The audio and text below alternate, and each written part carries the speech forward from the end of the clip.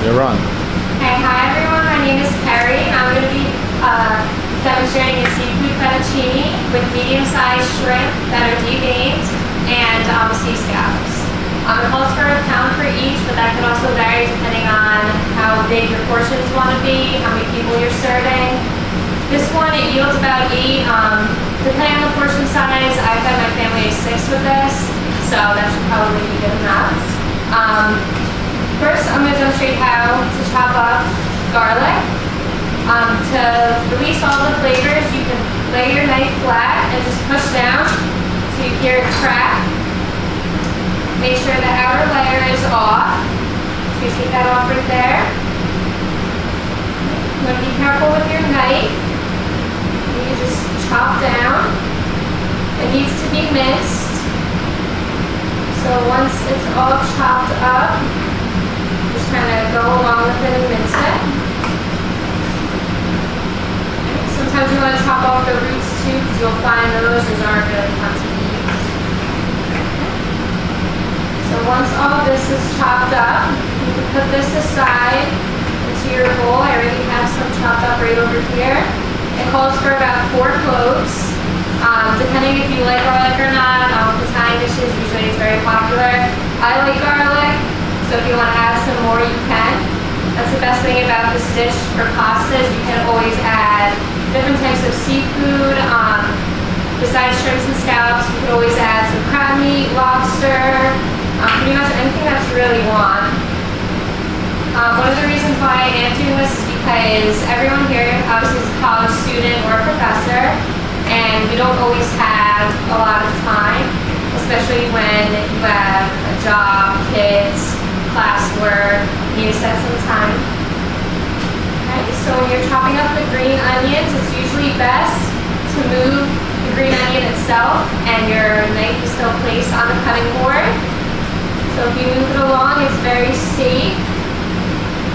There you go. So once you have all that chopped up, I'm going to go ahead and melt 1½ tablespoons of butter.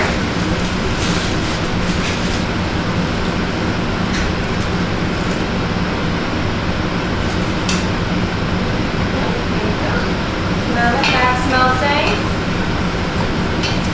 first you have to put in the green onions and the garlic just so all the flavors come out more so. So once all that is melted, put this right in here.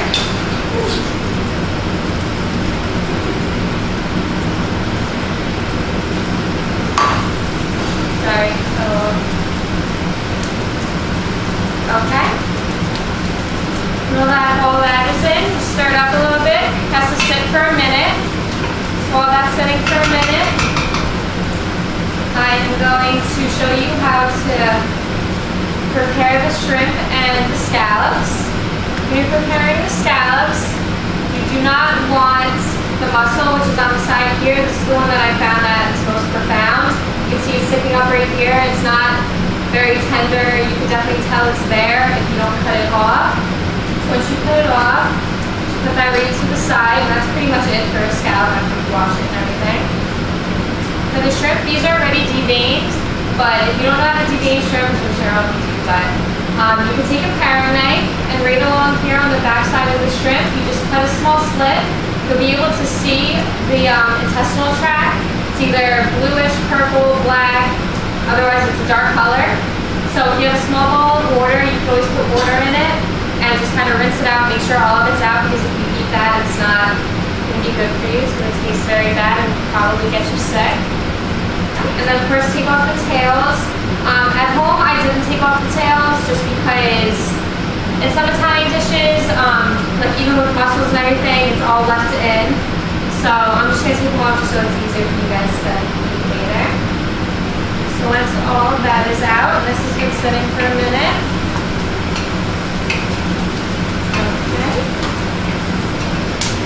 So next, we want to put in the scallops and the shrimp. Really get that nice flavor, you can smell it already. This has to sit for about 3 minutes. You can tell that the shrimp will start turning pink, they actually already are. Shrimp will start turning pink, the scallops will start getting a little more brown, and slips will actually be forming on the sides of it, just to show that it's cooked. As you can tell, it's starting to split. Okay. Now that that's in, you can stir it up a little bit so that it's all cooked evenly.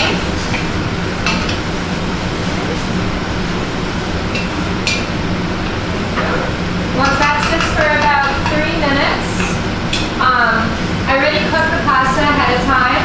It's fettuccine. You can also use any other different types of pasta, whatever you have available, which is so great about this dish.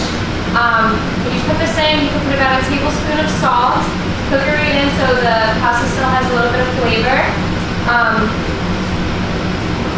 You have to make sure that it's al dente. I like to just try it myself. Sometimes it's hard to tell with certain different types of pasta. So you can always just try it yourself, just make sure it's not too hot. You also have to make sure that when you're cooking the pasta, it has to boil, which means it breaks the surface. It can't just be at a simmer. It only takes about 10 minutes for it to boil, and then 10 minutes for it to cook, depending. Some people like their pasta a little harder, some others soft, but it's usually best to have it a little more firm so it doesn't fall apart. So now we have all of this here. You can season it with a little bit of salt, however much salt you like. Since seafood's already salty, I like salty dishes, so usually try to put a little more salt in it and some pepper. Once you have the salt and pepper in, you can also put some Parmesan cheese in it. You can also garnish with Parmesan cheese. I've only used Parmesan cheese with this dish. I'm sure you can use other different types of cheeses depending on what you like. Here's the Parmesan cheese. And then when I practice this at home, I used half and half. But when it turned out it was a little too watery, it was kind of separated from the pasta. So I'm going to be using heavy cream. You can pour that right in. It doesn't have to cook for much longer after this. As soon as it's pretty much hot, then it's ready to serve. So we get this heated up a little bit, and then you can throw the pasta right in. So it's not that many dishes that you have to use. Okay, so once all that is in, just put the heat up a little bit so it heats up a little quicker. Always have to make sure that you have a clean area. Like I said, you can use as much salt and pepper as you want. You can also put it on at the end. I know my father, he's a really big salt and pepper person. He'll always put extra on. So we have all this here.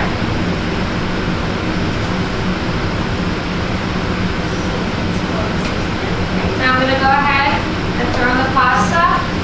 What I did was put a little bit of olive oil in since I cooked it ahead of time so it wouldn't stick together.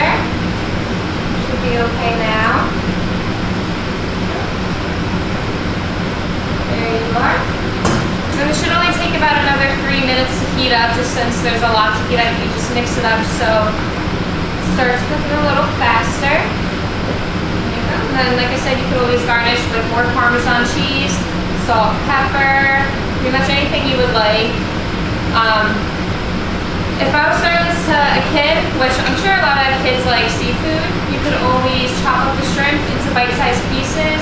The sea scallops are also very large if you wanted to put those into forks. Maybe a little easier to eat, but there's also a lot of variety with this dish, which is why I like to perform it. Because you don't have a lot of time to cook during the week, so it's a good choice. And that's it. Any questions? Any questions for Kerry? Yes. Sauce variation. Can we use like different types of sauce or even just like use olive oil? Different type of sauce? Yeah. I mean, for this one, you could use marinara, anything else you'd like. It's just you wouldn't necessarily cook it in with the pasta. I'd probably cook it separately. And then at the end, just pour it on over. You can use any different type of sauce that you would like. So, like I said, this recipe calls for half and half. I used heavy cream, so it's going to come out a little different, but it's exactly why it's a dish, because it's a lot of variety, so you can kind of play around with it. Any other questions? No, very good. Thank you very much.